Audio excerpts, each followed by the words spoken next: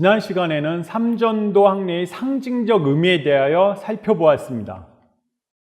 오늘 강의의 세 번째 주제로는 정축 화약의 이행 조건에 대하여 살펴보겠습니다.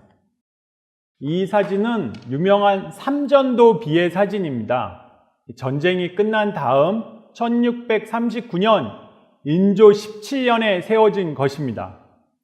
정식 명칭은 대청 황제 공덕비입니다. 이 명칭에서도 알 수 있듯이 비를 세운 주체는 형식상 조선이었습니다. 근데 실질적으로는 청의 요구에 의한 것으로서 조선이 작성한 이 비문의 초안은 일일이 청의 요구에 의해서 수정된 다음에 비에 새겨질 수 있었던 것입니다.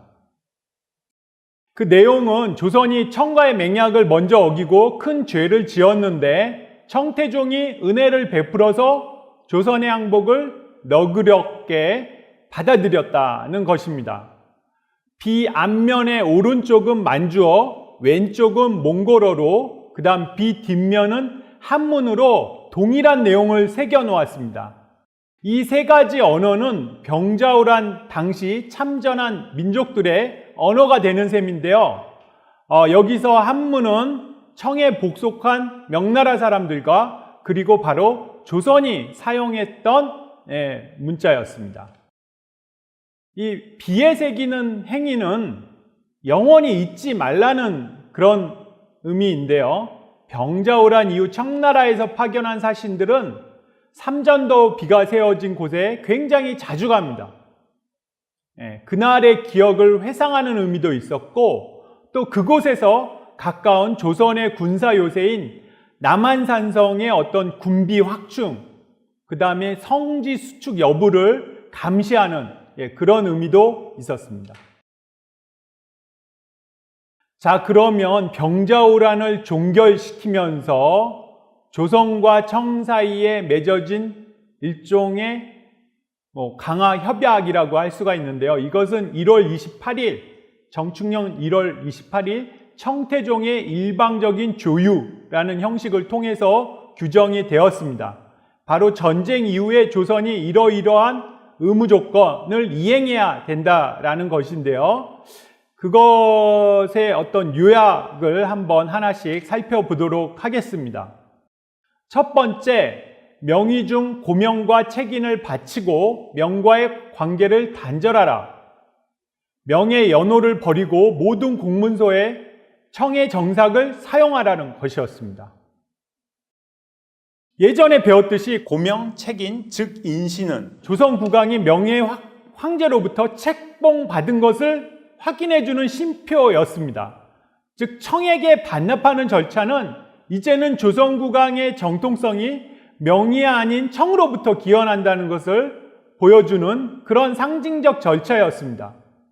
앞으로 이제 고명과 인신, 옥책 같은 것은 청의 황제가 조선의 국왕을 책봉하면서 내려줄 것입니다. 바로 공민왕도 원에서 명으로 사대처를 변경을 할 때 이러한 절차를 거쳤습니다. 그리고 인신을 반납한다는 행위는 적어도 형식적인 측면에서 보면 명과의 공식적인 대관계가 더 이상 성립할 수 없다는 것을 의미합니다. 즉 공식 문서인 국서에 효력을 발휘하는 그런 도장을 찍어야 되는데 그게 바로 명이 내려준 인신이었던 거죠. 이것을 이제 반납하게 되니까 형식적으로는 적어도 명과의 관계가 단절되었다는 것을 의미합니다. 그 다음 정삭이라는 것은요, 정은 정월, 그 다음에 삭은 초하루를 뜻합니다. 청의 정삭을 사용하라는 것은 청이 정해준 시점을 정월 초하루로 정한다. 즉 더 구체적으로 말하면 청 황제가 만든 달력과 연호를 사용한다는 의미입니다.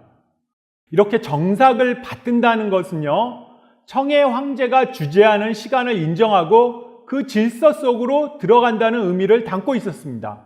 왜냐하면 청의 황제가 즉 하늘의 대리인인 천자였기 때문입니다.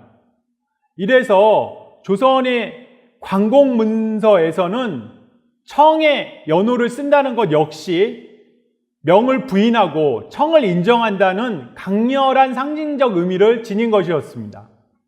따라서 청의 감시가 한계를 가질 수밖에 없는 조선 내 관공문서에는 청연호의 사용을 이행하지 않고 명예연호를 기입하는 일이 적지 않았습니다. 여러분, 지금도 조선 후기의 어떤 묘소, 관직을 지낸 분들의 묘소를 가면 앞에 유명조선국이라는 그런 표기와 함께 마지막에 명나라의 연호가 기입되어 있는 모습을 많이 볼 수가 있을 겁니다. 이런 행위는 바로 이런 맥락에서 이제 나왔다라고, 이런 심리에서 나왔다라고 정리할 수가 있겠습니다. 또 하나의 이제 사실은 바로 이 청의 연호를 기입할 거냐, 명예의 연호를 기입할 거냐를 놓고 정묘홀한테도 엄청난 논란이 있었다라는 사실도 우리가 상기해야 할 것 같습니다. 그 다음 두 번째 조건은 인조의 장자 및 제1자. 제1자는 다른 아들 한 명이라는 뜻이죠. 제1자를 인질로 삼는다. 여러 대신의 아들이나 동생을 인질로 삼는다. 인조 유고시에는 장자로 왕위를 계승케 한다 라는 구절이 있습니다. 이것은 일종의 인조와 조선의 사대부들을 견제하는 그 정책으로서 인지를 요구한 것이라고 할 수가 있겠는데요.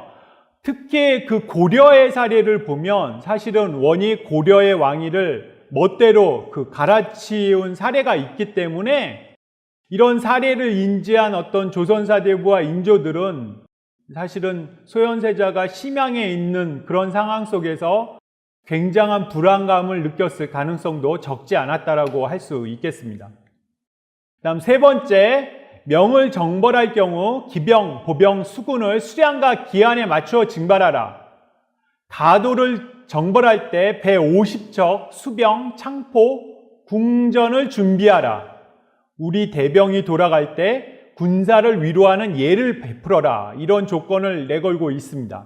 그러니까 첫 번째, 두 번째 조건이 이건 뭐 강화협상의 어떤 그 조건이니까요. 당연히 이런 조건 전부는 정치적인 조건이고요. 그 다음 첫 번째, 두 번째 조건은 그 중에서도 의례적인 부분을 요구하는 조건이라면 세 번째 조건은 좀 더 직접적인 군사적인 그런 요구를 담은 조건이라고 할 수가 있겠습니다.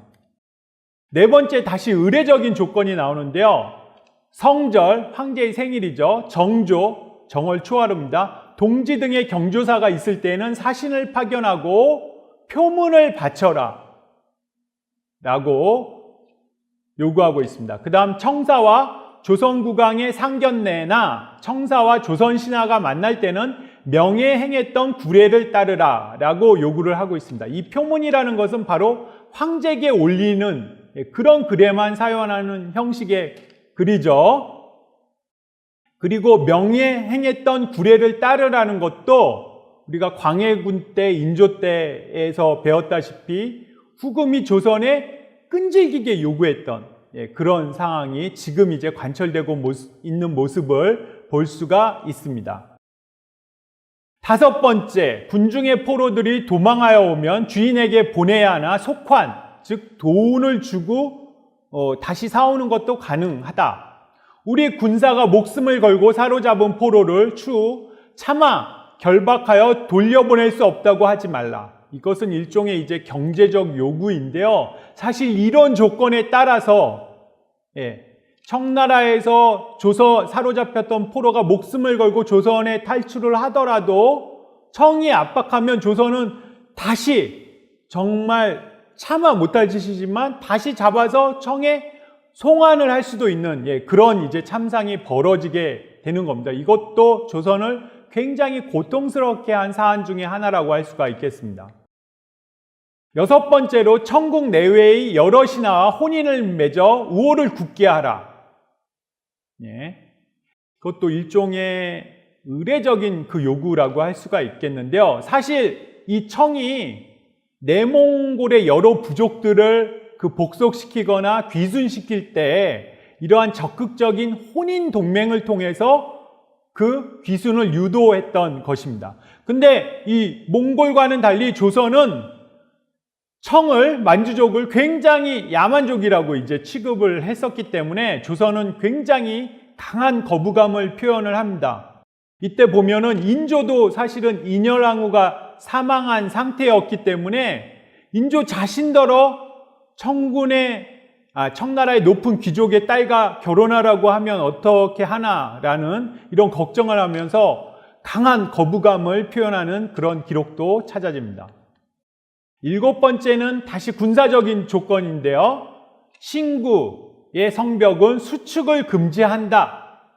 즉 청에 대한 적대 행위를 금지한다라는 그런 요구 조건입니다. 8번째로 조선 내의 올량아 민은 모두 색출하여 돌려보내라. 그 다음 9번째로 일본과의 무역은 종전처럼 하되 그들의 사신을 인도하여 내족해 하라. 10번째로 동쪽의 올량아인으로 저쪽에 도피하여 살고 있는 자들과는 다시 무역하지 말라. 그들은 보는 대로 즉시 체포하여 돌려보내라. 그러니까 이 올량아밀은 청나라의 판도하에 있었던 그 오랑캐인데요. 이들이 조선 쪽으로 도망와서 살고 있었던 것이죠. 이들을 다시 색출해서 돌려보내라는 요구를 하고 있고요. 그 다음에 일본과의 무역은 이것도 사실은 이제 사대처가 바뀌었기 때문에 청의 승인을 다시 받아야 되는 것인데 일단 승인은 하되 그들의 사신, 일본 사신을 인도하여서 레족해, 즉 청나라 황제에게 아령케 하라라는 그런 요구를 하고 있는 것입니다.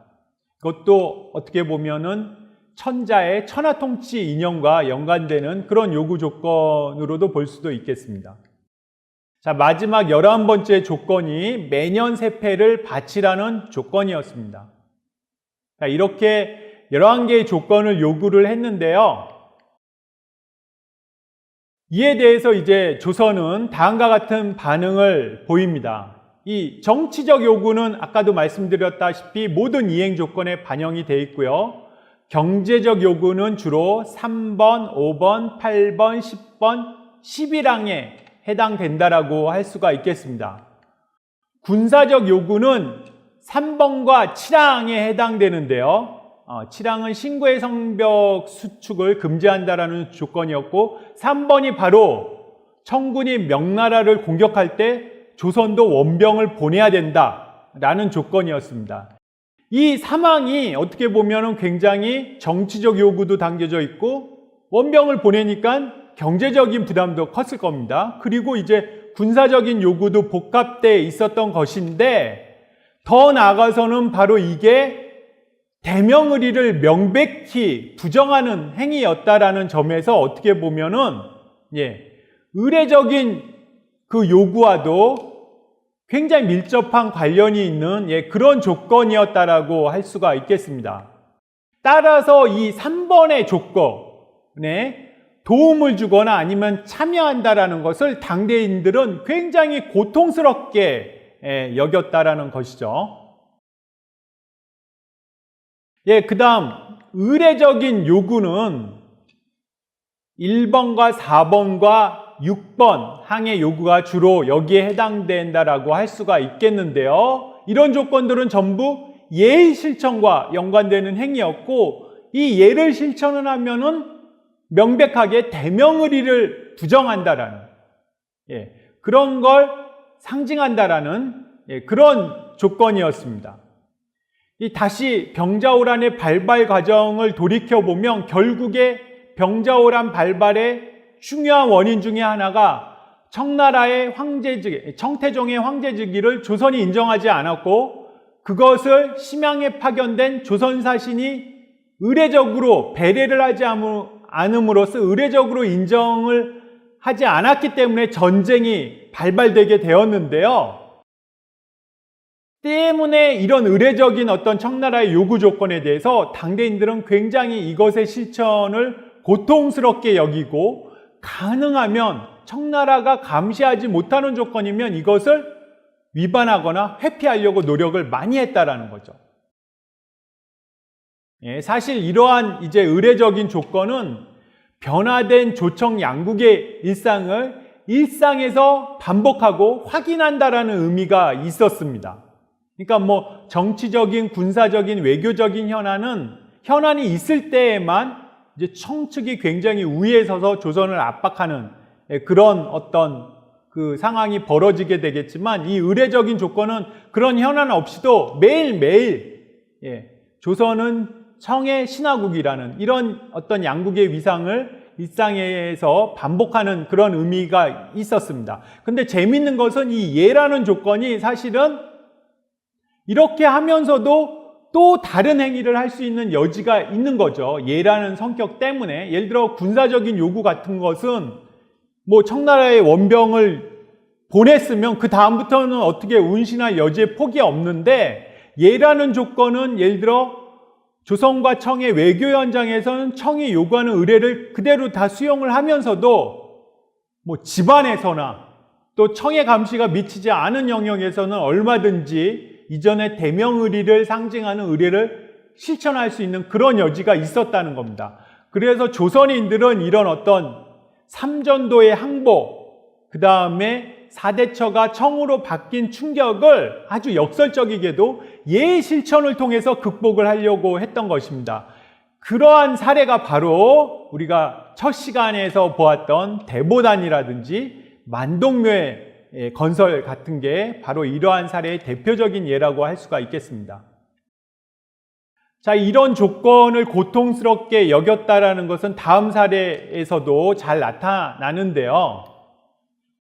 이조 참판 정원의 차자 내용입니다. 저들이 만약 명나라의 인을 바치도록 요구해 오면 전하께서는 마땅히 선대로부터 이 인을 받아 사용한 지가 지금 300년이 되니 명나라에 도로 바쳐야지 청나라에는 바칠 수 없다라고 간쟁하셔야 합니다. 삼가 바라건대 전하께서 이 두 가지를 간쟁하여 천하 후세의 죄를 얻는 일이 없게 하신다면 그만한 다행이 없겠습니다. 즉 명나라로부터 받은 이 도장을 청나라에 반환한다라는 거, 천하 후세의 죄를 얻는 일이라는 거죠. 그 다음 여기는 생략되어 있지만 나머지 한 가지는 뭐겠습니까? 바로 명을 공격하는 청나라에 군사를 보내주는 일이었습니다. 이런 게 당시 그 조선 사대부들의 인식에는 천하 후세의 죄를 얻는 일이었던 것입니다. 그 다음 김신국의 발언에서도 다시 확인되는데요. 가장 곤란한 것은 상께서, 즉 임금이죠. 임금께서 성을 나가실 때 중원이 하사한 책보를 가지고 오게 해서 새 것으로 바꾸어 주려는 것과 이후로 병력을 동원할 경우 명령이 있을 때는 거절하지 말라고 한 것이니 이것이 매우 난처한 일입니다. 즉 명나라가 조선국왕을 책봉하면서 내려준 책보, 즉 국보, 인신이라고 하죠. 도장. 이것을 갖고 오게 해서 새 것으로 바꿔주려는 것과 병력을 동원할 경우, 바로 명을 공격하는 병력을 동원할 경우 조선이 원병을 보내야 하는 이런 사태, 이것이 굉장히 난처한 일이라는 것을 지적을 하고 있습니다. 자, 이 병자호란의 발발 과정부터 이 마무리에 이르는 지금까지의 어떤 그 상황을 보면은 병자호란은 즉 조선이 청태종의 황제 즉위를 인정하지 않아서, 그러니까 실질적으로 정치적으로도 인정하지 않았고 그것을 의례적으로 확인했던 것이죠. 조선 사신들은 그것을 어떻게 보면 관유하기 위해서, 관철시키기 위해서 청태종이 병자호란을 일으키고 직접 친정을 한 것인데요. 그것은 다음과 같은 의례적인 측면에서 보면 세 단계를 거쳐서 마무리되고 있습니다. 첫 번째 단계는 칭신의 국서를 관철한 것이었고요. 그다음 두 번째 단계는 삼전도의 항례를 통해서 인조가 309 고두례를 만천하가 보는 앞에서 청태종에게 행한 것입니다. 마지막으로 이 절차가 남았는데요. 인조 15년 1637년 11월 20일에 청나라의 사신이 도착을 합니다. 어떤 목적이냐? 바로 인조를 조선국왕에 책봉하는 그런 목적을 갖고 청나라 사신이 도착을 해서요. 인신, 청나라 황제가 조선국왕에게 하사하는 그 인신과 고명, 그것은 조선국왕을 책봉한다라는 큰 종이에 쓴 임명장이죠. 그 다음에 안마, 그 다음에 초피 등의 예물을 하사를 했던 것입니다. 신하에게 내려주는 황제의 은혜라는 것이죠.